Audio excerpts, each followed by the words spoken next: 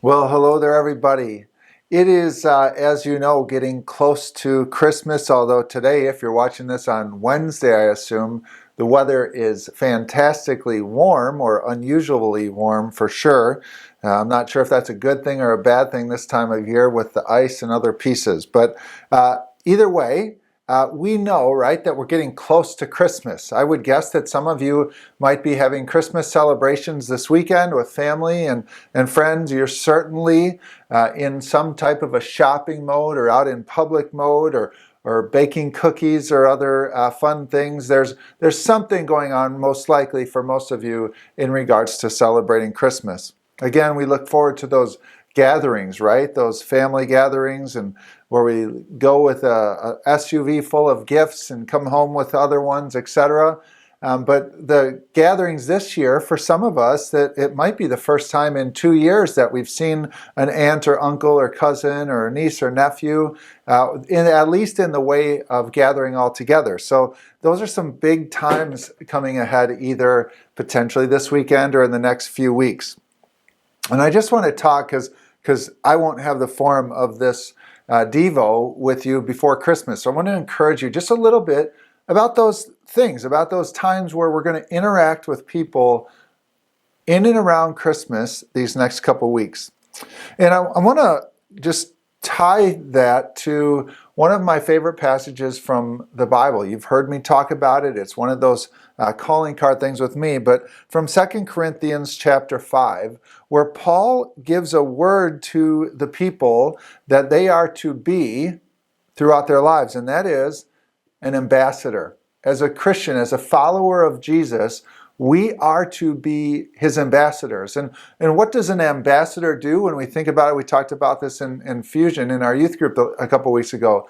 An ambassador's primary job, if they're the ambassador to Luxembourg or the ambassador to Ethiopia or the ambassador to Russia, their job as an ambassador is to represent the United States of America.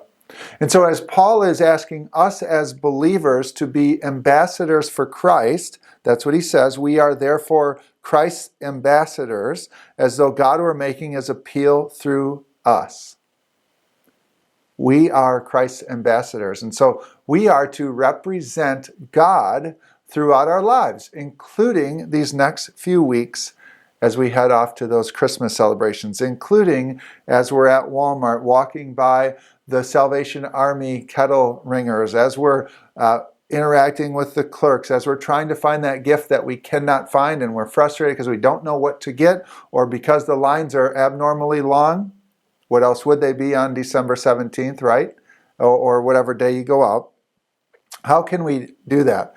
I want to give you another verse early on in that same chapter of 5, verse 11 out of 2 Corinthians that says this. This is our why factor. Paul says, since then we know what it is to fear the Lord, we try to persuade others. Since we know, you and I, if you're a follower of Jesus, since we know what it's like to fear God, let's find a way to persuade others to fear God as well, to love him, and to follow him with their life. And so I encourage you, will you be an ambassador for Christ this Christmas? Will you be someone who sees the big picture of hope? Will you experience and show joy? Will you show love?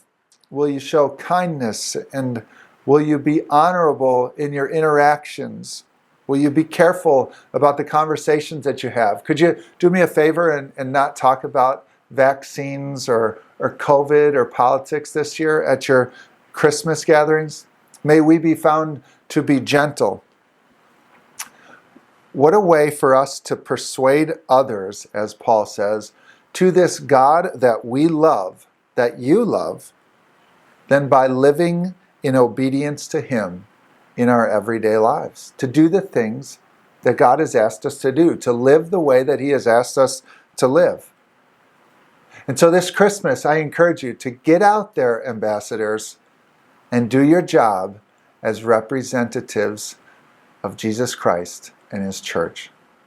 Merry Christmas. Look forward to seeing you a few times before then. But those of you that are online or watching online, we just hope that you have an awesome Christmas this year. Until then.